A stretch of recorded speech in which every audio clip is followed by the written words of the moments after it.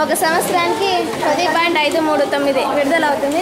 అంటే సిమెంట్ ఉత్పాదన 932, రీఫైనరీస్ 798, ఇనుము మరియు ఉక్కు కర్మాగారాలు 645. అట్లా మొత్తం చేస్తే 13,468 మిలియన్.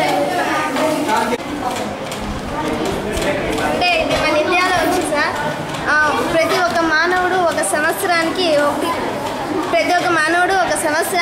1.29 టన్స్ విడుదల చేస్తారనమాట కార్బన్ డైఆక్సైడ్.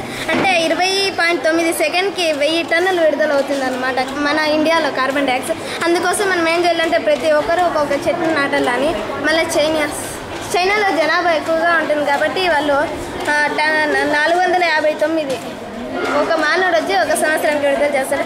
అట్లే ఈ 5.2 సెకండ్కి వచ్చి 1000 టన్నులు విడుదల అవుతుంది అనమాట. అందుకే వాళ్ళు అక్కడ జనాభా ఎక్కువ కాబట్టి వాళ్ళు 4 చెట్లు నాటారు. అదేవిధంగా రష్యాలో వచ్చి ఒక్కొక్కరు 10 చెట్లు నాటాలి సార్.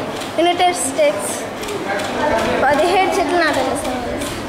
అంటే అక్కడ పొల్యూషన్ ఎక్కువగా ఉంటుంది, పరిశ్రమలు ఎక్కువగా ఉండడం వల్ల కార్బన్ డైఆక్సైడ్ ఎక్కువగా ఉంటుంది కాబట్టి